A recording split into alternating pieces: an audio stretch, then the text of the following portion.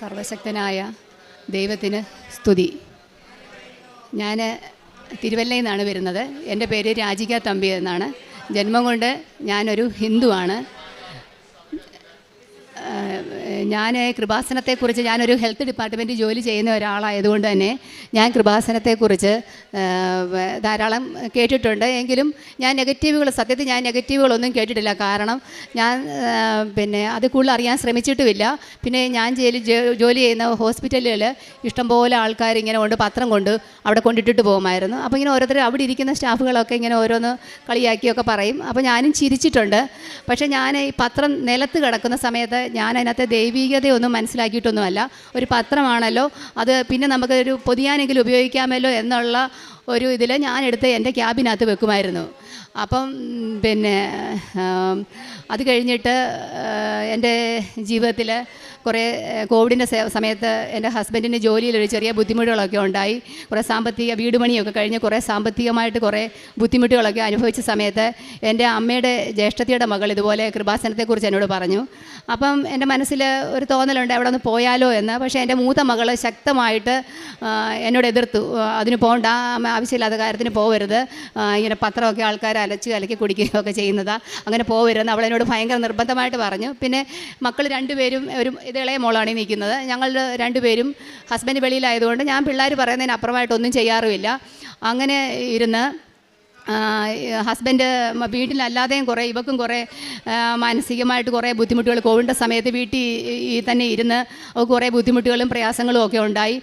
ഫാമിലിയിലും കുറേ ഇഷ്യൂസൊക്കെ ഉണ്ടായി. ബന്ധുക്കൾ എന്ന് വെച്ചാൽ കുറേ ടോക്സിക്കായിട്ടുള്ള കുറേ റിലേറ്റീവ്സ് ഉണ്ട്. അവരെല്ലാവരും ഞങ്ങളുടെ കാര്യത്തിൽ അനാവശ്യമായിട്ട് ഇടപെട്ട് കുറേ ബുദ്ധിമുട്ടുകൾ, അങ്ങനെ മാനസികമായിട്ടും ശാരീരികമായിട്ടും എനിക്ക് കുറേ അസ്വസ്ഥതകളുമായിട്ട് ഇങ്ങനെ നടക്കുകയാണ്. ആ സമയത്താണ് ഹസ്ബൻഡ് ഞങ്ങളോട് ആലോചിക്കാതെ പെട്ടെന്ന് പുള്ളിക്ക് ശമ്പളമൊന്നും കറക്റ്റായിട്ട് കിട്ടാത്തതുകൊണ്ട് പുള്ളി ജോലി രാജിവെച്ചിങ്ങ് വരുവാന്ന് പറഞ്ഞപ്പോൾ ഞാൻ പെട്ടെന്ന് മൂത്ത മോളെ CA എൻട്രി പാസ്സായിട്ട് നിൽക്കുകയായിരുന്നു. അവളെ നിർബന്ധിച്ച് ഞാൻ പറഞ്ഞു പപ്പായെ സഹായിക്കണം, മോള് പോയേ പറ്റത്തുള്ളൂ എന്ന് പറഞ്ഞ് അവളെ ഞങ്ങൾ അങ്ങോട്ട് ഗൾഫിലോട്ട് വിടുകയും വിട്ടതിന് ശേഷം അപ്പോഴും അച്ഛൻ അവിടെ നിൽക്കുമെന്നാണ് വിചാരിച്ചത്. അപ്പോൾ അച്ഛന് ജോലി കളഞ്ഞിട്ട് പോകുന്നു. അപ്പോൾ എനിക്കും അത് മാനസിക ബുദ്ധിമുട്ടായി. കാരണം വസ്തുവിൻ്റെ കടങ്ങളും കാര്യങ്ങളും KSFE ചിട്ടികളൊക്കെ ഉണ്ട്. അതെല്ലാം ഈ മോളുടെ മണ്ടയ്ക്ക് വരുമല്ലോ എന്ന് വിചാരിച്ച് ഞാൻ ആ വീട് വിൽക്കുന്നതിനെക്കുറിച്ച് ഞാൻ ആലോചിച്ചു. അപ്പോഴും ഹസ്ബൻഡിന് വിചാരമില്ലായിരുന്നു ഞാനത് വിൽക്കുമെന്ന്. എനിക്ക് ആഗ്രഹമില്ലായിരുന്നു. പിന്നെ അത് വിൽക്കാൻ വേറൊരു സാഹചര്യം ഉള്ളതെന്ന് പറഞ്ഞാൽ സാമ്പത്തികം മാത്രമല്ല, എനിക്ക് ശാരീരികമായിട്ട് കുറേയേറെ അസ്വസ്ഥതകളുണ്ടായിരുന്നു. എൻ്റെ മുട്ടിൻ്റെ മടക്കിന് ഒരു സിസ്റ്റ് ഉണ്ടായിരുന്നു. ബേക്കേഴ്സ് സിസ്റ്റ് എന്നാണ് അതിന് പറയുന്നത്. അത് വർഷങ്ങളായിട്ട് എൻ്റെ കാലം ജനിച്ചപ്പം മുതലേ എൻ്റെ കാലിന് ചെറിയൊരു വളവുണ്ടായിരുന്നു. 6ാം ക്ലാസ്സിൽ പഠിക്കുന്ന സമയത്ത് ഒരു മുഴ പോലെ വന്ന് അത് ചവ്വെന്നാണ് പറഞ്ഞത്. അതെടുത്ത് ഓപ്പറേഷൻ ചെയ്ത് കളഞ്ഞ് എൻ്റെ കാലിന് ഭയങ്കര കഴപ്പൊക്കെ ഉണ്ടായിരുന്നു. എങ്കിലും ജീവിത പ്രശ്നങ്ങളും ജോലിക്ക് പോകേണ്ടതുകൊണ്ടും ഒക്കെ നമ്മളതിനെ ആ രീതിയിൽ നിസ്സാരമായിട്ട് കണ്ടു. അത് കഴിഞ്ഞ് വീടിൻ്റെ പണിയും കാര്യങ്ങളുമായി ഓവർ സ്ട്രെയിൻ എടുത്തിട്ട് ഒരു 8, 9, 10, 12 വർഷത്തോളമായെന്ന് തോന്നുന്നു. എനിക്കത് ഭയങ്കരമായിട്ട് കലശലായിട്ട് വേദനയായിരുന്നു. കുറച്ച് നേരം ജോലി ചെയ്ത് കഴിഞ്ഞാൽ പിന്നെ എനിക്ക് നിൽക്കാനും വയ്യ, ഭയങ്കര ബുദ്ധിമുട്ടാണ്. ഞാൻ താമസിക്കുന്ന സ്ഥലമാണെങ്കിലും തട്ടുഭൂമിയായിരുന്നു. അപ്പോൾ മേളിലോട്ടും താഴോട്ടും കയറി ഇറങ്ങണം, റോഡിൽ നിന്നായാലും ഒരു ഇറക്കം, പിന്നെ മേളിലോട്ടൊരു കയറ്റം, പിന്നെ വീടും ഒരു ഇറക്കത്തിൽ, അങ്ങനെ എല്ലാം കൊണ്ടും എനിക്കതെന്നാൽ ആ സ്ഥലം അങ്ങ് കൊടുക്കാമെന്നൊരു തോന്നലുണ്ടായി. അങ്ങനെ ഞങ്ങൾ തിരുവല്ല താമസിക്കാൻ വന്നു. ഹോസ്പിറ്റലിനടുത്തായിട്ടാണ് താമസിക്കുന്നത്. അപ്പം ഹസ്ബൻഡിനാണെങ്കിൽ അവിടെ കിൻഫ്രായിലെ ഒരു ജോലി ശരിയാവുകയും അദ്ദേഹം ജോലിക്ക് പോയിക്കൊണ്ടിരിക്കും. അപ്പോഴും മോൾ ജോലിയായി, ഹസ്ബൻഡിന് ജോലിയായി, എനിക്ക് ജോലിയായി. അപ്പം നമ്മുടെ മെറിറ്റ് കാര്യങ്ങളൊക്കെ പോകുന്നുള്ള ഒരു ചിന്ത മനസ്സിൽ അപ്പോഴും ഉണ്ടായിരുന്നു. പിന്നെ ഞാനങ്ങ് ഭയങ്കര ദൈവവിശ്വാസിയൊന്നും അല്ലെങ്കിലും അത്യാവശ്യം ദൈവവിശ്വാസമുണ്ട്. എൻ്റെ കഴിവനുസരിച്ച് ആർക്കും ഒരു ബുദ്ധിമുട്ട് പറഞ്ഞാലും അവരെ സഹായിക്കുകയൊക്കെ ചെയ്യും. മറ്റൊരാളെ ഉപദ്രവിക്കുന്ന സ്വഭാവം ഇല്ല. അതുകൊണ്ട് നമുക്ക് ദോഷമൊന്നും വരത്തില്ല എന്നൊരു ഓവർ കോൺഫിഡൻസ് എൻ്റെ മനസ്സിലുണ്ടായിരുന്നു. അങ്ങനെ ഇരുന്ന് ഹസ്ബൻഡിന് ജോലി കിട്ടിയതിന് അടുത്തായിട്ട് ഞങ്ങൾ 6.5 സെൻറ്റ് സ്ഥലം വാങ്ങിച്ചു. അതിന് പതിയെ വീട് വയ്ക്കാം എന്നൊക്കെ വിചാരിച്ചിരിക്കുന്ന സമയത്ത് അവിടെയും പുള്ളിക്ക് ശമ്പളത്തിൻ്റെ പ്രശ്നം വന്നു കഴിഞ്ഞപ്പം പുള്ളി മാനസികമായിട്ട് അങ്ങ് വിഷമത്തിലായി. അങ്ങനെ അവിടുത്തെ ആ ജോലി കളയല്ല, വേറൊരു ജോലിക്കുമായിട്ട് അവിടുത്തെ ഒരു പയ്യൻ പറഞ്ഞിട്ട് വേറെടുത്ത് പോയി. ആ ജോലിയിലും പ്രശ്നം വന്നു. അങ്ങനെ മാനസികമായിട്ട് ഭയങ്കര ബുദ്ധിമുട്ടായി. അവിടുന്ന് പുള്ളിക്ക് കുറച്ച് ശമ്പളം കിട്ടാനുണ്ടായിരുന്നു. അത് വാങ്ങിക്കാനായിട്ട് ഒരു ദിവസം ഞാൻ ഇദ്ദേഹത്തെ നിർബന്ധിച്ച് പറഞ്ഞു വിടുക, അവിടെ പോയി വാങ്ങിക്കുമെന്ന് പറഞ്ഞ് നിർബന്ധിച്ച് വിട്ടു. അവിടെ ചെന്നപ്പം കൂടെ ജോലി ചെയ്ത പെൺകുട്ടിയുടെ ഹസ്ബൻഡ് സുഖമില്ലാതെ ഹോസ്പിറ്റലിലായിരുന്നു, അറ്റാക്ക് വന്നതായിരുന്നു. പുള്ളിക്ക് ഒരു ഹാർട്ടിൻ്റെ സർജറി കഴിഞ്ഞ് ഇനിയും പുള്ളിക്ക് ജോലിയൊന്നും ചെയ്യാൻ പറ്റത്തില്ല എന്ന് പറഞ്ഞ് ആ കുട്ടി വളരെ മാനസികമായിട്ട് വളരെ വിഷമിച്ചിരിക്കുകയായിരുന്നു. അങ്ങനെ ആരോ പറഞ്ഞിട്ട് കൃപാസനത്തെക്കുറിച്ച് അറിയുകയും അങ്ങനെ അവരിവിടെ വന്നിട്ട് അദ്ദേഹം അച്ഛൻ്റെ കൈവെപ്പ് പ്രാർത്ഥനയിൽ പങ്കെടുത്ത് അദ്ദേഹത്തിന് പൂർണ്ണ സൗഖ്യം, അദ്ദേഹം ജോലിക്ക് പോകുന്നുണ്ടെന്നും പറഞ്ഞ് വളരെ ഭക്തിയോടുകൂടി എൻ്റെ ഹസ്ബൻഡിന് ഈ പത്രം കൊടുത്തു വിട്ടു. അപ്പോൾ ഈ പത്രം എൻ്റെ മുമ്പിൽ വർഷങ്ങളായിട്ട് വരികയും ഞാൻ തിരുവല്ല താലൂക്ക് ആശുപത്രിയിൽ പിന്നെ ജനിക്കുമ്പോൾ മുതൽ 18 വയസ്സ് വരെയുള്ള വൈകല്യങ്ങളൊക്കെ ഉള്ള കുഞ്ഞുങ്ങളെ കണ്ടുപിടിക്കുന്ന ഒരു സെക്ഷൻ ആയതുകൊണ്ട് തന്നെ അവിടെ ഇഷ്ടംപോലെ പത്രം കിടക്കും. ഞാനത് ഒരിക്കൽ പോലും വായിക്കണമെന്ന് എനിക്ക് തോന്നിയിട്ട് പോലുമില്ല. പക്ഷേ ഈ ഹസ്ബൻഡ് ഇത് വീട്ടിൽ കൊണ്ടുവന്നിട്ട് ഹസ്ബൻഡ് ഇതിരുന്ന് പൂർണ്ണമായിട്ട് ഇരുന്ന് വായിക്കും. എനിക്ക് ചിരിയും വന്നു. അദ്ദേഹം ഒരു ഇച്ചിരി കമ്മ്യൂണിസ്റ്റ് പ്രസ്ഥാനത്തിലൊക്കെ വിശ്വസിക്കുന്ന ആളായിരുന്നു. അവൻ അമ്പലമൊന്നും വലിയ വിശ്വാസമില്ലാത്ത പുള്ളി മൊത്തം ഇരുന്ന് വായിച്ചു. ഈ മോള് അന്നേരം അവിടെ ഉണ്ട്. അപ്പോൾ അവൾക്ക് ആലപ്പുഴയായിരുന്നു അവൾ പഠിക്കുന്നത്, MA ഇംഗ്ലീഷിന്. അപ്പം അവൾ അച്ഛനും ഇവിടെ ഇവർക്ക് എന്തോ സാധനം വാങ്ങിക്കാൻ വേണ്ടി ഞങ്ങൾ പോകാനായിട്ട് ഒരുങ്ങിയ സമയത്ത് ഈ അച്ഛനും മോളും എന്നോട് പറഞ്ഞു, ഇവിടെ ഈ റൂമിനകത്തങ്ങ് ഭയങ്കര മുല്ലപ്പൂവിൻ്റെ മണം എന്ന് പറഞ്ഞു. അപ്പം ഞാൻ പറഞ്ഞു, അത് കൊള്ളാമല്ലോ, എനിക്കില്ലാത്ത മുല്ലപ്പൂവിൻ്റെ മണം നിങ്ങൾക്ക് എവിടെ നിന്ന് വന്നു എന്ന് പറഞ്ഞ് ഞാൻ കളിയാക്കി. ഞങ്ങളതിനെ അപ്പോൾ എനിക്കറിയത്തില്ല അത് മാതാവിൻ്റെ അഭിഷേകമാണെന്നോ ഒന്നും എനിക്കറിയത്തില്ല. അങ്ങനെ അത് ഞങ്ങളങ്ങനെ കളഞ്ഞു. അങ്ങനെ പോയി. ആ കുട്ടി അന്നേരം എൻ്റെ ഹസ്ബൻഡിനോട് പത്രം കൊടുത്തിട്ട് പറഞ്ഞു, ചേട്ടന് വേണ്ടി ഞാൻ പ്രാർത്ഥിക്കാം, ചേട്ടന് വേറൊരു ജോലി ശരിയാവുമോ എന്നൊക്കെ ഇങ്ങനെ പറഞ്ഞു. അങ്ങനെ ഇരിക്കുന്ന സമയത്ത് അപ്രതീക്ഷിതമായിട്ട് പുള്ളിക്ക് അധികം ഒരു വാട്സപ്പ് ഗ്രൂപ്പിലൂടെ ഒരു ജോലിയുടെ അവസരം വരികയും അദ്ദേഹം അങ്ങനെ അവിടെ ജോലിക്ക് പോവുകയൊക്കെ ചെയ്തു. അപ്പോൾ എൻ്റെ മനസ്സിൽ എവിടെയോ ആ കുട്ടി ഇങ്ങനെ പറയുകയും ചെയ്തു, നമുക്കത് സംഭവിക്കുകയും ചെയ്തല്ലോ, എന്നാൽ പിന്നെ നമുക്ക് അവിടെ വരെ ഒന്ന് പോയാൽ കൊള്ളാമെന്ന് ഒരാഗ്രഹം. അപ്പോൾ എന്നോട് പണ്ട് 2-3 വർഷം മുമ്പ് പറഞ്ഞ അമ്മയുടെ ജ്യേഷ്ഠത്തിയുടെ മോളോട് ഞാൻ പറഞ്ഞു, ചേച്ചി നമുക്ക് കൃപാസനം വരെ ഒന്ന് പോകണം, ചേച്ചി അങ്ങയുടെ കൂടെ വരാമോ എന്ന് ചോദിച്ചു. അപ്പോൾ പറഞ്ഞു വരാമെന്ന് പറഞ്ഞു. അങ്ങനെ ഞങ്ങൾ ഇവിടെ വരെ വന്നു. അപ്പം വന്നപ്പോഴും ഞാൻ ഹസ്ബൻഡിനെ കുറ്റപ്പെടുത്തിക്കൊണ്ടിരിക്കുമായിരുന്നു. ആലോചിക്കാതെ കണ്ട് ജോലി കളഞ്ഞിട്ട് വന്നു, ഇപ്പം എന്തെല്ലാം ബുദ്ധിമുട്ട് അനുഭവിക്കാൻ പുള്ളിയെ കുറ്റപ്പെടുത്തിക്കൊണ്ടിരിക്കുക ഇവിടെ വണ്ടിയെ ഇവിടെ വരുന്നിടം വരെ. അങ്ങനെ ഇവിടെ വന്നപ്പോഴും എനിക്ക് ഒരു പള്ളിയുടേതായ ഒരു ഫീൽ ഇവിടെ വന്നപ്പോൾ തോന്നിയില്ല. ഇങ്ങനെ ഇവിടെ സാക്ഷ്യം എഴുതിയേക്കുന്നത് കണ്ടപ്പോഴേ എനിക്ക് പറഞ്ഞു, ഞാൻ എൻ്റെ വീട്ടിലെ പ്രശ്നങ്ങളൊന്നും ഇങ്ങനെ വന്ന് പറയത്തൊന്നുമില്ല, ദൈവത്തിൻ്റെ അനുഗ്രഹം ഉണ്ടെങ്കിൽ ശരി, ഞാൻ വരത്തില്ല എന്നാണ് ഫസ്റ്റ് എനിക്ക് തോന്നിയ തോട്ട്. പിന്നെ ഞാൻ പറയുകയും ചെയ്തു, ഇവിടെ ഭയങ്കര വരുമാനമൊക്കെ ആണല്ലോ, ഈ പത്രം വാങ്ങിച്ചുകൊണ്ട് പോയാൽ തന്നെ നല്ല കാശ് കിട്ടുമല്ലോ, ഇവിടേക്ക് എൻ്റെ മനസ്സിൽ ചിന്തകൾ വന്നത്. ഇതെല്ലാം കഴിഞ്ഞ് ഞങ്ങൾ ഇവിടുന്ന് പോയി. അപ്പം ഞാൻ വേറൊരു റീസൺ ഉണ്ടായി, ഉടമ്പടി എടുക്കാൻ ഞാൻ വേറെ റീസൺ ഉണ്ടായിരുന്നു. ഈ മോളുടെ ഒരു ഫ്രണ്ടിൻ്റെ കല്യാണത്തിന് വേണ്ടി ഞങ്ങൾ ടിക്കറ്റ് എടുത്തേക്കുമായിരുന്നു മലപ്പുറത്ത് പോകാൻ വേണ്ടിയിട്ട്. അപ്പം ഞാൻ ഓർത്തു ടിക്കറ്റ് ക്യാൻസലാക്കി അത്രയും പൈസ നഷ്ടമാകുമല്ലോ, അതുകൊണ്ട് ഇനിയും പോയിട്ട് വന്നിട്ട് ഞാൻ ഉടമ്പടി എടുത്തത് കൃത്യമായിട്ട് എനിക്ക് പാലിക്കണം നിർബന്ധം ഉണ്ടായിരുന്നു. അങ്ങനെ ഇവളും ഞാനും കൂടെ ടിക്കറ്റെല്ലാം എടുത്ത് നേരത്തെ ഓൾറെഡി ബുക്ക് ചെയ്തതായിരുന്നു, വെയിറ്റിങ്ങിലായിരുന്നു. അപ്പം ഞാനെല്ലാം പാക്ക് ചെയ്ത് ഞാനിവിടെ ഇവിടെ ആലപ്പുഴ പഠിക്കുന്നത്, ഞാൻ ആലപ്പുഴ ഇവിടെ ഹോസ്റ്റലിൽ വന്ന് കയറിയപ്പോൾ ഇവൾ പറയുന്നത് അമ്മേ ടിക്കറ്റ് ക്യാൻസലായി എന്നാ. അപ്പോൾ എനിക്ക് ഭയങ്കര മനസ്സിനകത്തൊരു വിഷമം, ദൈവമേ ഞാനത് ഒരു കാരണം പറഞ്ഞ് ഞാൻ പോവാതിരുന്നു. എന്നിട്ട് അപ്പോൾ ഞാൻ ഈ പ്രാർത്ഥനയൊക്കെ എനിക്കറിയത്തില്ല തെറ്റാ, നന്മ നിറഞ്ഞ മറിയമേ സ്വസ്തി എന്നൊക്കെ കേട്ടിട്ടുണ്ടെങ്കിലും ഞാൻ എഴുതിയെടുത്തത് നന്മ നിറഞ്ഞ ദൈവമേ സ്വസ്തി എന്നൊക്കെയാണ്. അങ്ങനെയൊക്കെ എഴുതി വെച്ച് എനിക്കറിയാതെ ഇപ്പോഴും എൻ്റെ ഇരിപ്പുണ്ട്, അതേ മരണം വരെ ആ പേപ്പർ സൂക്ഷിക്കുക, എൻ്റെ പേഴ്സിൽ ഇരിപ്പുണ്ട്. ഞാൻ അത് വെച്ച് ഞാനിങ്ങനെ പ്രാർത്ഥിക്കുകയൊക്കെ ചെയ്യുമായിരുന്നു. അവിടെ ചെന്നിട്ടും എനിക്ക് പറ്റിയ സാഹചര്യത്തിലൊക്കെ യാത്രയിലും വലിയ കുഴപ്പമൊന്നും ഇല്ലാതെ എന്നെ കൊണ്ടുപോയി. പക്ഷേ എനിക്കതെങ്കിൽ ഇരിക്കാൻ സീറ്റും എല്ലാം അപ്പം തന്നെ അടുത്ത സ്റ്റോപ്പായപ്പോൾ കിട്ടുകയും ചെയ്തു. ഞാൻ ചെറുതായിട്ടൊന്ന് വലുതായിട്ടൊന്ന് വീണ് എനിക്ക് ഈ ഇരിക്കുമ്പോൾ ഭയങ്കര ബുദ്ധിമുട്ടായിരുന്നു. അപ്പോൾ ഞാൻ ട്രെയിനെ വളരെ കഷ്ടപ്പെട്ടാണ് ഇരിക്കുകയൊക്കെ ചെയ്തത്. അങ്ങനെ ഞങ്ങൾ അവിടെ പോയി ആ യാത്രയെല്ലാം വലിയ കുഴപ്പമില്ലാതെ തിരിച്ചും ഞങ്ങളിവിടെ എത്തിക്കഴിഞ്ഞപ്പോൾ മുതൽ എൻ്റെ മനസ്സിനകത്ത് എന്തായാലും ഞാൻ ഉടമ്പടി എടുക്കും. അങ്ങനെ പറഞ്ഞ് ഞാൻ ഫെബ്രുവരി 20-ാം തീയതി എൻ്റെ ജ്യേഷ്ഠൻ്റെ വൈഫിനെയും കൂട്ടി ഞാനിവിടെ വന്ന് ഉടമ്പടി എടുത്തു. ഉടമ്പടിയെല്ലാം വളരെ ഭംഗിയായിട്ടെല്ലാം ചെയ്ത് എല്ലാം കഴിഞ്ഞിട്ട് ഞങ്ങൾ കഴിക്കാൻ വേണ്ടി ഇതിൻ്റെ ഫ്രണ്ടിലെ ഹോട്ടലിൽ ഞങ്ങളവിടെ ചെന്ന് ഞങ്ങൾക്ക് ആഹാരം വിളമ്പി തന്ന വെയിറ്റർ ആണെങ്കിൽ അദ്ദേഹം ഞങ്ങളുടെ അടുത്തോട്ട് വന്ന ഒരു തുമ്മിയപ്പോൾ എനിക്ക് ദേഷ്യം വന്നു. ഞാൻ ഉടനെ തന്നെ പ്രതികരിക്കുന്ന ഒരാളാണ്. അപ്പോൾ ഞാൻ ചോദിച്ചു, ആഹാരം വിളമ്പി തരുന്നതിൻ്റെ മുമ്പിൽ നിന്ന് നിങ്ങൾക്കൊരു മാസ്ക് വെച്ച് കൂടാതെ അപ്പോൾ ചോദിച്ചു. അപ്പോൾ അയാളുടെ മുഖം വല്ലാതായി.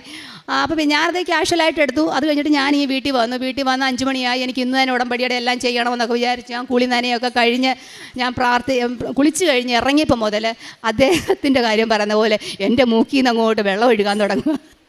അപ്പം ഞാൻ ഓർത്ത്, എൻ്റെ ദൈവമേ എനിക്കിതുവരെയും പനിയുടെ ഒരു ലക്ഷണവും ഇല്ലായിരുന്നു, എന്തോ പറ്റി എന്ന് വിചാരിച്ച് ഞാൻ നിലവിളക്കൊക്കെ തേച്ച് കിണ്ടിക്കകത്ത് വെള്ളം എടുക്കുക. ആ വെള്ളം എടുക്കാൻ കുനിയുന്ന സമയത്ത് എൻ്റെ മൂക്കിൽ കൂടി ഇങ്ങനെ സ്രവം പോയിക്കൊണ്ടിരിക്കുക. അപ്പോൾ എൻ്റെ മനസ്സിന് തുമ്മലും വന്നു.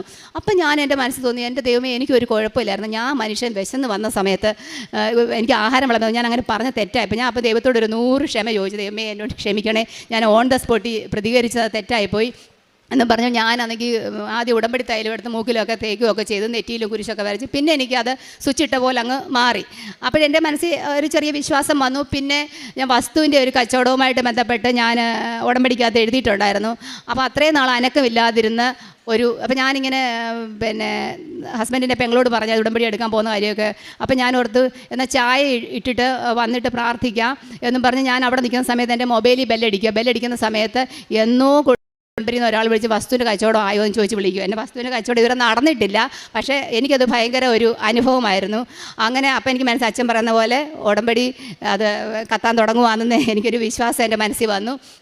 അത് കഴിഞ്ഞിട്ട് 20-ാം തീയതിയാണ് ഉടമ്പടി എടുത്ത്. 25-ാം തീയതി ചൊവ്വാഴ്ച അച്ഛൻ്റെ ഒരു ധ്യാനം ഞാൻ ഓൺലൈനിൽ കൂടിക്കൊണ്ടിരിക്കും. ഇവരാരുമില്ല, ഞാൻ തന്നെ ഉള്ളൂ. ഞാനത് കൂടിക്കൊണ്ടിരിക്കുന്ന സമയത്ത് അച്ഛൻ പറയുന്നുണ്ട്, നിങ്ങൾക്ക് വേദനയുള്ള ഭാഗത്തെല്ലാം കൈവെക്കുക. അപ്പോൾ എനിക്ക് തലവേദനയുണ്ട്, എനിക്ക് മൈഗ്രെയിൻ്റെ പ്രശ്നമുണ്ട്, എനിക്ക് പിന്നെ ഈ മെനോപോസിൻ്റെ കുറേ ബുദ്ധിമുട്ടുകളുണ്ട്, നടുവിന് വേദനയുണ്ട്, മുട്ടിന് എനിക്ക് വെക്കണമെങ്കിൽ എൻ്റെ ശരീരത്ത് മൊത്തത്തിൽ വെക്കണം, അതേപോലത്തെ അവസ്ഥയാണ്. എന്നാലും പറ്റുന്ന പോലൊക്കെ വെച്ച് എനിക്ക് പറ്റുന്ന രീതി പ്രാർത്ഥിക്കുകയും ചെയ്തു. അപ്പോൾ അതിന് മുമ്പ് വേറൊരു സംഭവം ഉണ്ടായി. ഞാൻ ഉടമ്പടി എടുത്തിട്ട് വീട്ടിൽ വന്നു കഴിഞ്ഞിട്ട് എനിക്ക് ക്രിസ്തീയ പ്രാർത്ഥന ഭയങ്കര ഇഷ്ടമാണ്. ക്രിസ്തീയ പ്രാർത്ഥനകളൊക്കെ നമുക്ക് ഭയങ്കര ഒരു അഭിഷേകം തരുന്ന പോലെയാണ് പ്രാർത്ഥനകൾ. പണ്ട് മുതലേ എനിക്കിഷ്ടമാണ്. പക്ഷേ എനിക്ക് പ്രാർത്ഥനയൊന്നും കാണാൻ അറിയത്തില്ല. അപ്പം മുട്ടുമടക്കി ഒരു തരത്തിൽ ഇരിക്കാൻ പറ്റാത്ത ഒരു വ്യക്തിയാണ് ഞാൻ. അപ്പം ഞാൻ അന്നേരം ഒരു മെഴുകുതിരിയൊക്കെ കത്തിച്ച് വെച്ച് പ്രാർത്ഥിക്കാനിരുന്നു. അപ്പം മുട്ടുമടക്കിയിട്ട് എനിക്ക് ഒരു തരത്തിൽ താഴെ കുത്താൻ പറ്റത്തില്ല.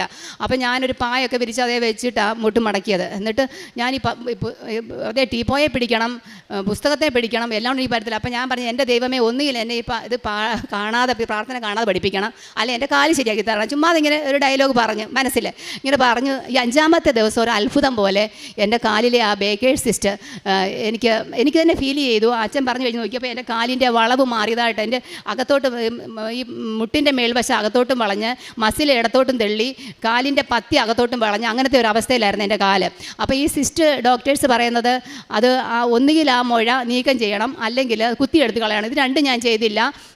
അത് ഫ്ലൂയിഡ് വന്ന് അടിയുന്നതാണ്. അപ്പോൾ നമ്മൾ എടുത്ത് കളഞ്ഞാലും പിന്നെ ഇതുണ്ടാകുമെന്ന് പറയും. ഈ വേദനയും കൊണ്ട് ഞാൻ നടക്കുമായിരുന്നു. അങ്ങനെ അപ്രതീക്ഷിതമായിട്ട് എനിക്ക് ആ കാല് മടക്കി വെക്കാൻ പറ്റുന്നതുകൊണ്ട് എനിക്ക് തന്നെ അപ്പോൾ ഒരു ഫീൽ ചെയ്തു. എനിക്ക് മനുഷ്യർ ആരോടും പറയാൻ മടി. ഒന്നാമത് ഞാൻ ഒരു ഹെൽത്ത് ഡിപ്പാർട്ട്മെൻറ്റ് ജോലി ചെയ്യുന്ന ആൾ. ഇത് പറഞ്ഞു കഴിഞ്ഞാൽ എന്നെ വരും ചീത്ത പറയാമെന്ന് വിചാരിച്ച് ഞാൻ ആരോടും മക്കളോടും പറഞ്ഞില്ല. എൻ്റെ കൂടെ വന്ന ചേട്ടത്തിയെ മാത്രം വീഡിയോ കോൾ വിളിച്ച് ഞാൻ കാണിച്ചു. അത് കഴിഞ്ഞ് ഓഫീസിൽ ഞാൻ ഒരാളോട് മാത്രം പറഞ്ഞിട്ടാണ് വന്നത്. ആരോടും പറയില്ല, എന്നെ ഇതിൻ്റെ കളിയാക്കി കൃപാസനത്തിൽ പോകാമെന്ന് പറഞ്ഞ്.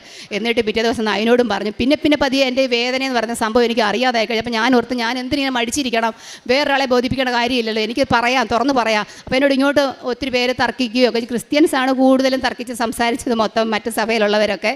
പക്ഷേ അന്നൊന്നും എനിക്കൊരു തിരിച്ചൊരു മറുപടി പറയാൻ എനിക്ക് പറ്റത്തില്ലായിരുന്നു. പക്ഷേ ഇന്ന് എനിക്ക് കൃത്യമായിട്ട് എനിക്കൊരു മറുപടി പറയാം. കാരണം എല്ലാ ജില്ലയിലും ഉണ്ട് DIC എന്ന് പറഞ്ഞൊരു സെക്ഷന്, ഡിസ്ട്രിക്ട് എയർലി ഇൻ്റർവെൻഷൻ സെൻറ്റർ. ഇവിടെ ഇരിക്കുന്ന എത്ര പേർക്ക് അറിയാതെ? ജനിക്കുമ്പം മുതൽ ഹാർട്ടിന് ഹോളുള്ള കുഞ്ഞുങ്ങളെ, സംസാരം ഇല്ലാത്ത കുഞ്ഞുങ്ങളെ, ടങ് ടൈ ഉള്ള കുഞ്ഞുങ്ങളെ, സ്പീച്ച് തെറാപ്പിയെ, അങ്ങനെ പിന്നെ കാലിൻ്റെ വളവെ, അങ്ങനെയുള്ള ചികിത്സ ചെയ്യുന്ന എല്ലാ ജില്ലകളിലും ഉണ്ട്. എത്ര പേർക്ക് അറിയാം? പക്ഷേ ആർക്കും അറിയത്തില്ല. അപ്പം ഞാൻ അവരോട് തിരിച്ചു ചോദിച്ചു, ഈ ഒരു സ്ഥാപനമോട് നിങ്ങൾക്ക് അറിയാമോ? ഇല്ലല്ലോ. അപ്പോൾ അതിനൊരു പരസ്യമില്ലാത്തതിൻ്റെ കുഴപ്പമല്ലേ എന്ന് പറഞ്ഞ പോലെ തന്നെ അവിടെ ദൈവിക അനുഭവം ഉണ്ടെന്ന് പരസ്യം ചെയ്താൽ എന്താ കുഴപ്പം, പത്രം കൊടുത്താൽ എന്താ കുഴപ്പം? അങ്ങനെ തിരിച്ചു പറയാനുള്ള ഒരു ഉത്തരവ് ദൈവം എനിക്ക് പറഞ്ഞു തന്നു. അങ്ങനെ അതാണ് എനിക്ക് ഉണ്ടായ ഒരു ദൈവിക അനുഭവം. പിന്നെ അത് കഴിഞ്ഞിട്ട് എൻ്റെ മോളുടെ കാര്യം ഞാൻ നിയോഗത്തിൽ വെച്ചായിരുന്നു. അവിടെ നെറ്റ് അവൾ എപ്പോൾ എക്സാം എഴുതിയാലും നമുക്ക് ഈസി ആയിരിക്കും എക്സാം. പക്ഷേ എന്നാലും അവളാണെങ്കിൽ PhD ക്വാളിഫൈ ആകും, നെറ്റ് കിട്ടുന്നില്ല. അത് ഞങ്ങൾക്കൊരു വിഷമം, അവൾക്കും വിഷമമായിരുന്നു. അങ്ങനെ ഇപ്പം ഈ കഴിഞ്ഞ മാസം എക്സാം ഉണ്ടായിരുന്നു.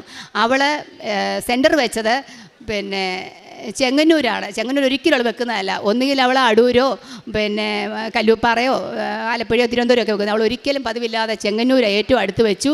പിന്നെ എല്ലാം അടുത്തടുത്ത പ്രദേശങ്ങളാണ് വെച്ചത്. പക്ഷേ അവൾക്ക് ഹോൾ ടിക്കറ്റ് വന്നപ്പം തമിഴ്നാട്ടിൽ അവൾ ആകെ വിഷമിച്ച് അങ്ങ് ഡൗൺ ആയി. എനിക്കൊരു വിഷമവും ഇല്ലായിരുന്നു. ഞാൻ ഓർത്തേക്ക് തമിഴ്നാട്ടിൽ പോയി പ്രേക്ഷിത പ്രവർത്തനം ചെയ്യാമല്ലോ. എൻ്റെ മനസ്സിൽ പെട്ടെന്ന് തോന്നിയത് എനിക്ക് തമിഴ് പത്രം വാങ്ങിച്ചുകൊണ്ട് പോകാൻ പറ്റുമല്ലോ. അപ്പോൾ ഞാൻ നിർബന്ധിച്ച് ഇവളെ വിളിച്ചുകൊണ്ട് വന്നു. ഇവിടെ വന്ന് പ്രാർത്ഥിച്ച് ഞാൻ പറഞ്ഞെടി, ദൈവത്തിനൊരു പദ്ധതിയുണ്ട്, അതാണ് നടപ്പാക്കാൻ പോകുന്നത്. നിൻ്റെ മെറിറ്റ് കഴിഞ്ഞല്ലോ, നിൻ്റെ മിടുക്ക് കഴിഞ്ഞല്ലോ, ഇനി പരീക്ഷ എഴുത്. ഞാൻ എന്തായാലും പത്രം വാങ്ങിച്ചോട്ടെ. എനിക്ക് പോകുന്ന വഴിക്കെല്ലാം ദൈവത്തിൻ്റെ അനുഗ്രഹങ്ങളുണ്ടായിരുന്നു. ഞങ്ങൾക്ക് അറിയാൻ വയ്യാതെ പോയ സ്ഥലമാണ് രാമനാഥപുരം എന്ന് പറഞ്ഞ സ്ഥലമായിരുന്നു. ഞങ്ങൾ പിന്നെ മധുര ചെന്ന് താമസിച്ചു. അപ്പം ഇറങ്ങാൻ നേരം 2 ആണുങ്ങൾ അവിടെ ഇരിപ്പുണ്ടായിരുന്നു. അവരോട് ഞാൻ ഹസ്ബൻഡോട് പറഞ്ഞു, ചോദിക്കുക അവർ ഇവിടെ മലയാളികളില്ല, അവരോട് ചോദിക്കാൻ പറഞ്ഞു. അവരാണെങ്കിൽ സെക്രട്ടേറിയറ്റ് ജീവനക്കാരായിരുന്നു.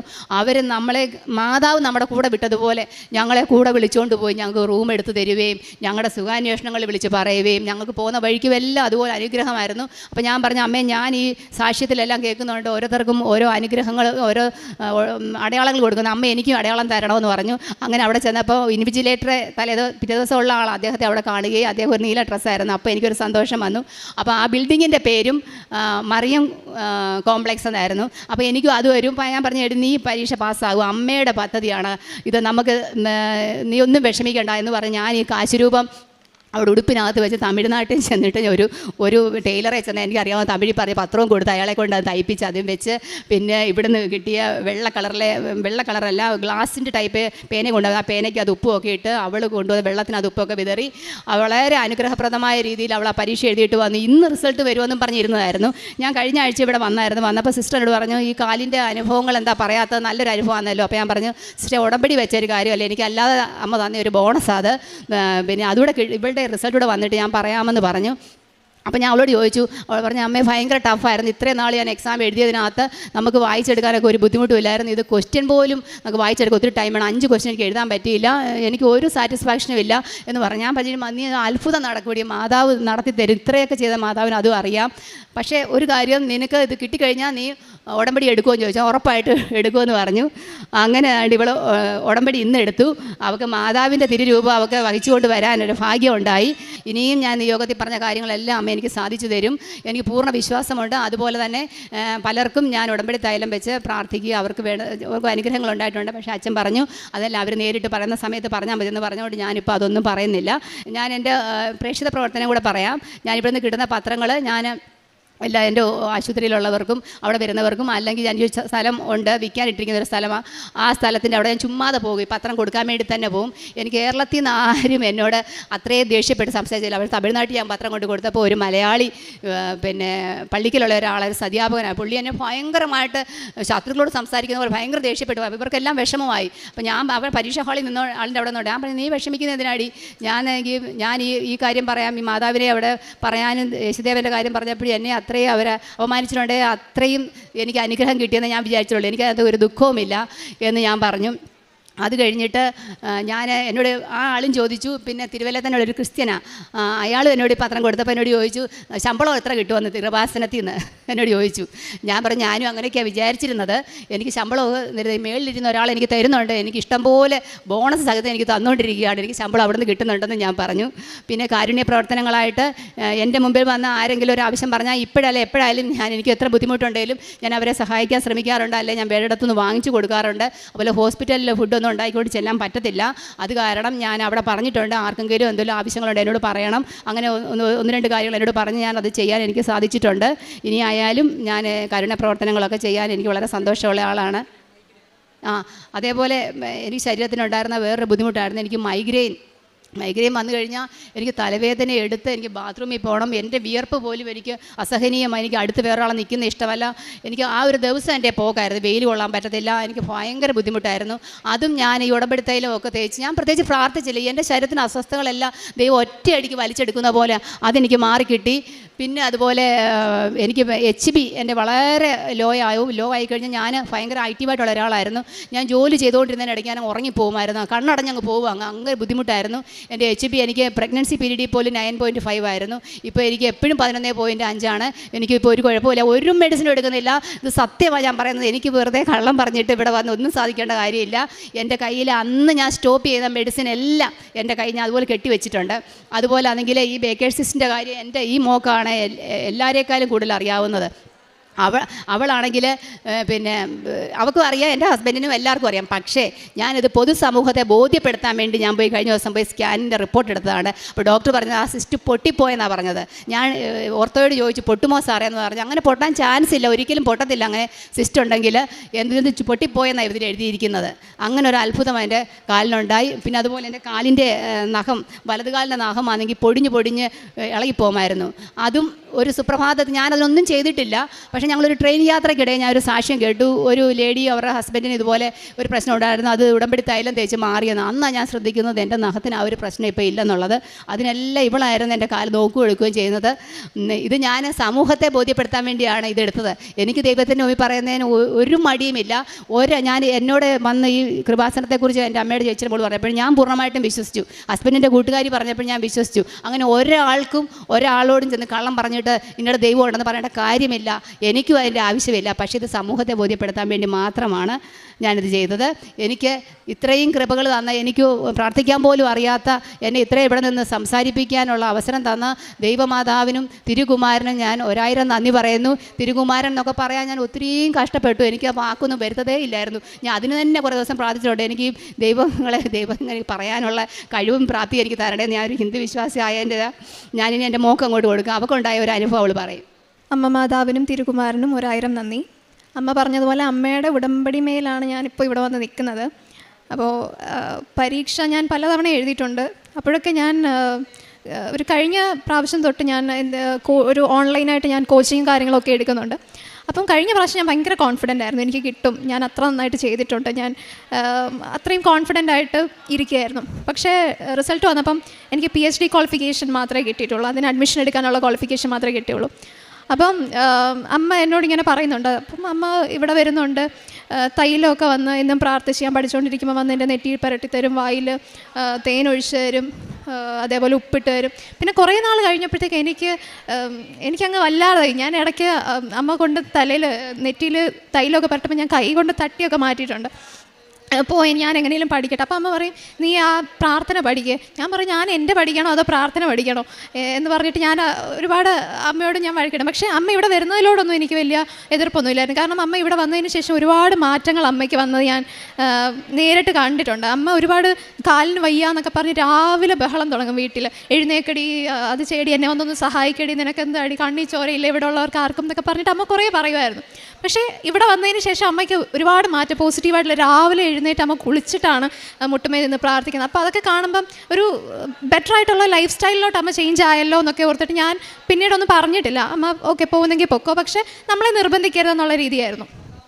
അങ്ങനെ ഇരിക്കുമ്പോഴാണ് പരീക്ഷയ്ക്ക് 1 മാസം മുന്നേ ആയിട്ട് ഇതേപോലെ അമ്മ എന്നെയും കൊണ്ട് ഇവിടെ വന്ന് അമ്മ പറഞ്ഞു, നീ ഒന്ന് വാ. അപ്പോൾ ഞാൻ വിചാരിച്ചു എന്തെങ്കിലും ആട്ടെ, ഇപ്പം ഞാൻ പഠിച്ചിട്ട് ഇപ്പം എനിക്കൊന്നും കിട്ടാൻ പോകുന്നില്ല, എന്നാൽ പിന്നെ ഇതെങ്കിലും ആട്ടെന്ന് പറഞ്ഞ് ഞാനങ്ങ് വന്നതാണ്, ഒന്ന് പരീക്ഷണാർത്ഥം വന്നതാണ്. അപ്പോൾ ഇവിടെ വന്ന സമയത്ത് ഇവിടെ സിസ്റ്റർ ഇങ്ങനെ ഓരോ കാര്യങ്ങളൊക്കെ പറയുകയാണ്. അപ്പം മാതാവിൻ്റെ സാന്നിധ്യം, നമുക്ക് മുല്ലപ്പൂ അഭിഷേകമായിട്ട് വരാം, അല്ലെങ്കിൽ നമുക്ക് മഴവില്ല് കാണാം. അപ്പം ഞാൻ ഇതിൽ നിന്ന് ഇറങ്ങിയ പിന്നെ എപ്പോഴും ആകാശത്ത് നോക്കും, മഴവില്ലുണ്ടോ അല്ലെങ്കിൽ എന്തെങ്കിലും രൂപങ്ങളായിട്ടൊക്കെ നമുക്ക് കാണാം എന്നൊക്കെ ഇങ്ങനെ പറഞ്ഞിട്ടുണ്ടായിരുന്നു. അപ്പോൾ അതൊക്കെ എൻ്റെ മനസ്സിലുണ്ട്. അമ്മ ഇങ്ങനെ നമ്മളിരുന്ന് ഞങ്ങളെ തന്നാലും ആ സാക്ഷ്യങ്ങളൊന്നും ഇരുന്ന് ഞാൻ കേൾക്കത്തില്ല. അപ്പോൾ അമ്മ ഞങ്ങൾ ഇരിക്കുന്നതിൻ്റെ അടുത്ത് അമ്മ സൈഡിൽ വന്നിങ്ങനെ ഇരിക്കും, ഞങ്ങളും കൂടെ കേൾക്കാൻ വേണ്ടിയിട്ട്. അപ്പോൾ ഞാൻ നോക്കാതെ ഞാൻ പിന്നെ ശ്രദ്ധിക്കാൻ തുടങ്ങി എന്താണ് ഓരോരുത്തരും പറയുന്നത്. പ്രത്യേകിച്ച് പരീക്ഷയെക്കുറിച്ചുള്ള സാക്ഷ്യങ്ങളൊക്കെ വരുമ്പോൾ അമ്മ ഇങ്ങനെ എൻ്റെ അടുത്ത് വന്നിരിക്കുന്നത് ഞാൻ ശ്രദ്ധിക്കുന്നുണ്ട്. അപ്പോൾ ഞാൻ ഡയറക്റ്റ് അതിലോട്ട് നോക്കുന്നില്ലെങ്കിലും ഞാൻ സൈഡിൽ കൂടെ അതിരുന്ന് ഇങ്ങനെ ശ്രദ്ധിക്കുമായിരുന്നു. അങ്ങനെ ഇരിക്കുമ്പോൾ ഞാൻ ഈ പറഞ്ഞ പോലെ ഏറ്റവും അടുത്ത് തന്നെ കിട്ടാൻ വേണ്ടി അവിടെ സെൻറ്റർ വെച്ചു. പക്ഷെ ഞങ്ങൾക്ക് കിട്ടിയത് രാമനാഥപുരമാണ്, തമിഴ്നാട്ടിൽ. അപ്പം ഞങ്ങൾ അവിടെ ചെന്ന് ട്രെയിനിൽ പോകുന്ന വഴിക്ക് അമ്മ ഇങ്ങനെ ഒരാൾക്ക് പത്രം കൊടുക്കുന്ന വഴി പുള്ളി പറയുന്നുണ്ട്, കൃപാസനം പോലൊരു പള്ളി ഇവിടെ ഉണ്ട്, മാതാവിൻ്റെ വലിയൊരു പള്ളിയാണെന്നൊക്കെ ഞങ്ങളിങ്ങനെ പറഞ്ഞു. മാതാവിൻ്റെ ഇതേപോലെ ഒരു പള്ളി, വലിയ മാതാവിൻ്റെ ഒരു പള്ളി ഉണ്ടെന്നൊക്കെ ഇങ്ങനെ പറഞ്ഞു. അപ്പോൾ ഞങ്ങൾ ശരി അവിടെയൊക്കെ പോകുന്നുണ്ടോയെന്ന് ചോദിച്ചു. അപ്പോൾ പറഞ്ഞു, ഞങ്ങൾക്ക് ഇവിടെ സ്ഥലമൊന്നും അറിയത്തില്ല, ഞങ്ങൾക്ക് അറിയില്ല, ഞങ്ങൾക്ക് എവിടെയാണ് സെൻറ്ററിന് പോലും അറിയത്തില്ല, ചെന്നിട്ട് വേണം കണ്ടുപിടിക്കാൻ, അങ്ങനെയൊക്കെ പറഞ്ഞു. ഇങ്ങനെ നമ്മളവിടെ ചെന്നു. ഈ പറയുന്ന പോലെ നമ്മളെ കൊണ്ടുപോകുന്ന പോലെ നമ്മളെ കൈ പിടിച്ചാണ് ആ മനുഷ്യന്, വാ ഞാൻ റൂം എടുത്തു തരാം, നിങ്ങൾ ഒറ്റയ്ക്ക് പോയി കഴിഞ്ഞാൽ അവർ നിങ്ങളെ പറ്റിക്കും, കൂടുതൽ പൈസ വാങ്ങിക്കും, ഞാൻ റൂം എടുത്തു തരാൻ സാരമില്ല എന്നൊക്കെ പറഞ്ഞ് ഞങ്ങളുടെ കൂടെ വന്ന് എല്ലാം സെറ്റ് ചെയ്ത് വന്ന് അങ്ങനെ ഞങ്ങൾ പരീക്ഷയ്ക്ക് ചെന്നു. അവിടെ ഞങ്ങൾ തലേന്ന് പോയി സെൻറ്ററൊക്കെ നോക്കിയപ്പോഴത്തേക്കും അവിടെ മറിയം കോംപ്ലക്സ് എന്നാണ് എഴുതിയിരിക്കുന്നത്. അപ്പോഴേ അമ്മ പറഞ്ഞു, ഇത് മാതാവ് നമ്മുടെ കൂടെ ഉണ്ട്, സഞ്ചാരി മാതാവാണ് നമ്മുടെ കൂടെ വന്നിട്ടുണ്ടെന്നൊക്കെ പറഞ്ഞു. അങ്ങനെ ഞങ്ങൾ മേളിൽ ആ സെൻറ്ററിൽ ചെന്ന് നോക്കുമ്പോൾ അവിടുത്തെ ഇൻവിജിലേറ്റർ അവിടെ നിൽക്കുകയാണ്. അപ്പം അമ്മ പറഞ്ഞു, ഇതേപോലെ അമ്മ ഓർത്തു, ഇതേപോലെ ചാരനിറം അതേപോലെ നീല നിറത്തിലുള്ള ഉടുപ്പൊക്കെ ഇട്ട് ആരെങ്കിലും അവിടെ നിൽക്കുന്നുണ്ടെങ്കിൽ അത് ഒരു പോസിറ്റീവായിട്ടുള്ളൊരു സൈനാണ്. അപ്പോൾ കറക്റ്റ് ആ പുള്ളി അത് രണ്ടും ഇട്ടുകൊണ്ടായിരുന്നു അവിടെ നിന്ന് ഞങ്ങൾക്ക് ഇറങ്ങി വരുന്നതും ഒക്കെ. അപ്പോൾ അതൊക്കെ കണ്ടപ്പോഴത്തേക്ക് എനിക്കും പിന്നെ അന്ന് പിന്നെ പരീക്ഷ ഞങ്ങൾക്ക് ഉച്ചയ്ക്കായിരുന്നു. അന്ന് രാവിലെ അമ്മ പ്രാർത്ഥിച്ച സമയത്ത് എന്നോടും പപ്പയോടും പറഞ്ഞു, നിങ്ങൾ വന്ന് മുട്ടിലിരുന്ന് പ്രാർത്ഥിക്കാൻ പറഞ്ഞു. ഞാൻ ശരിയെന്ന് പറഞ്ഞ് ഞങ്ങൾ വന്ന് ആദ്യമായിട്ട് മുട്ടുമേയിരുന്ന് പ്രാർത്ഥിച്ചു. അങ്ങനെ പരീക്ഷയ്ക്ക് പോകാൻ നേരത്ത് ഞാൻ കാശുരൂപ അമ്മ എനിക്ക് ഇവിടെ തയ്ച്ചു വെച്ചാന്ന് ഞാൻ അതേ പിടിച്ചോണ്ടാണ്. എനിക്ക് ഭയങ്കര പേടിയായിരുന്നു, ഇവർ പോകുന്ന സമയത്ത് കയറ്റുന്ന സമയത്ത് ആ ഫ്രിസ്കിങ് ഒക്കെ ചെയ്യുന്ന സമയത്ത് എങ്ങാനും പിടിച്ചു കഴിഞ്ഞാൽ പിന്നെ നാണക്കേടാണ്, കേരളത്തിൽ നിന്ന് വന്ന് ആകെ മോശമാകും എന്നൊക്കെ വിചാരിച്ച് ഞാൻ ഭയങ്കര ടെൻഷനായിട്ട് നിന്ന്. പക്ഷേ ഒന്നും ഇതില്ലായിരുന്നു. അവർ കയറിപ്പോക്കാളം പറഞ്ഞു. ഏറ്റവും ആദ്യം എന്നെയാണ് കയറ്റി വിട്ടത്. അപ്പോൾ ഞാൻ അവിടെ പോയി എൻ്റെ സീറ്റിൽ ചെന്നിരുന്നു. അങ്ങനെ സീറ്റിൽ ഇരിക്കുമ്പം എനിക്ക് അവിടെ ഒരു ജനാലയുണ്ട്. ജനാലയിൽ കൂടെ എനിക്ക് ആകാശം കാണാം. അപ്പോൾ ഞാൻ വിചാരിച്ചു, ദൈവമേ എനിക്ക് ഇവിടെ എന്തെങ്കിലും ഒരു രൂപം കാണിച്ചു തരണം, എനിക്ക് എളുപ്പമാണെങ്കിൽ അല്ലെങ്കിൽ എനിക്കിത് കിട്ടുമെന്നുണ്ടെങ്കിൽ എനിക്ക് രൂപം കാണിച്ചു. അപ്പം ഞാൻ കുറേയൊക്കെ നോക്കിയിട്ട് ഒന്നുമില്ല, കുറേ കാക്കയൊക്കെ പറന്നു പോകുന്നതല്ലാതെ വേറെ ഒന്നുമില്ല. അപ്പം കുറച്ച് കഴിഞ്ഞപ്പോഴത്തേക്കും ഒരു മുട്ടിൽ കുത്തി നിൽക്കുന്ന ഒരു രൂപം പോലെ എനിക്കിങ്ങനെ ആകാശത്ത് ഇങ്ങനെ കണ്ടു. അപ്പോഴത്തേക്കും എനിക്ക് ചെറിയൊരു സന്തോഷമൊക്കെ വന്നു. അപ്പം ഞാൻ വെച്ചാൽ ഞാൻ ഈ പരീക്ഷ ഞാൻ പൊളിക്കും, എനിക്കെല്ലാം അറിയാവുന്നതായിരിക്കും വരുന്നതെന്ന്. ക്വസ്റ്റ്യൻ വന്നപ്പോഴത്തേക്കും ഞാൻ ഇതുവരെ കണ്ടിട്ട്, ഞാൻ ഇത്രയും ഒരു 4ാമത്തെ 5ാമത്തെ അറ്റംപ്റ്റാണ്, പക്ഷേ ഇതുവരെ കണ്ടിട്ടില്ലാത്ത രീതിയിലുള്ള ക്വസ്റ്റ്യൻസ്. മാത്സ് ഒക്കെ ആണെങ്കിൽ എനിക്ക് ഭയങ്കര പാടാണ്. ഇപ്പം ഫൈനൽ ആൻസർ കീ വന്നപ്പോഴും ഞാൻ ഒരു ക്വസ്റ്റ്യൻ ചെയ്തുകൊണ്ടിരുന്നാണ് എനിക്ക് അത്രയും സമയം പോയത്. എനിക്കൊരു 5 ക്വസ്റ്റ്യൻ ഞാൻ അറ്റൻഡ് പോലും ചെയ്തിട്ടില്ല. പക്ഷേ ഇന്നലെ റിസൾട്ട് വന്നപ്പോൾ ഞാൻ പാസ്സായി എന്നുള്ളതാണ്. അപ്പം എനിക്കറിയില്ല എത്രമാത്രം നന്ദി പറഞ്ഞാൽ മതിയാവും എന്നുള്ളത്. പിന്നെ ഞാൻ അന്നേ എഗ്രിമെൻ്റ് എടുത്തിരുന്നു. ഇവിടെ നിന്ന് പോയതിൻ്റെ അന്നേ ഞാനൊരു എഗ്രിമെൻ്റ് ഓൾറെഡി പറഞ്ഞിട്ടാണ് പോയത്. എനിക്ക് കിട്ടുവാണെങ്കിൽ, എനിക്ക് അത്രയ്ക്ക് ഉറപ്പായിരുന്നു എനിക്ക് കിട്ടത്തില്ല എന്നുള്ളത്. അപ്പം ഞാൻ കിട്ടുവാണെങ്കിൽ ഞാൻ വന്ന് ഉടമ്പടി അടിക്കാം. കാരണം രാവിലെ എഴുന്നേക്ക് മുട്ടുമേ നിന്ന് പ്രാർത്ഥിക്കാമെന്നൊക്കെ പറയുന്നത് എന്നെക്കൊണ്ട് പറ്റുന്ന കാര്യമല്ല. അപ്പം ഞാൻ എന്നാൽ കിട്ടുവാണെങ്കിൽ വന്നേക്ക് ഉടമ്പടി എടുത്തേക്കാം. അമ്മ അന്ന് ചോദിച്ചു ഉടമ്പടി എടുക്കുന്നു. ഞാൻ പറഞ്ഞില്ല, കിട്ടുവാണെങ്കിൽ എടുത്തേക്കാമെന്ന് പറഞ്ഞു. അങ്ങനെ ഇന്ന് ഞാൻ വന്നു ഉടമ്പടി എടുത്തു. മാതാവിനെ ഏറിയാണ് ഞാൻ ആ ഒരു പ്രദക്ഷിണം വന്നത്. അപ്പം ഒരുപാട് നന്ദി. ഞാൻ ഇനിയും എൻ്റെ സാക്ഷ്യം പറയാനായിട്ട് ആയിരിക്കും ഇവിടെ വരുന്നത്. മാതാവിനും തിരുകുമാരനും 1000 നന്ദി. അതുപോലെ ഒരു കാര്യം കൂടെ പറഞ്ഞോട്ടെ. എക്സാമിൻ്റെ റിസൾട്ട് ഇന്ന് വരുമെന്നാണ് പറഞ്ഞത്. ഇന്നലെ വൈകിട്ട് ഞാൻ ജോലിയൊക്കെ കഴിഞ്ഞ് വന്ന് 5 മണിയായപ്പോൾ ഞാൻ ചോദിച്ചെടി നാളെ റിസൾട്ട് വരുമോ, 5 മണി ആകുമ്പോഴത്തേ വരുമോ? അന്നേരം പറഞ്ഞു വരുമായിരിക്കുമെന്ന് പറഞ്ഞു.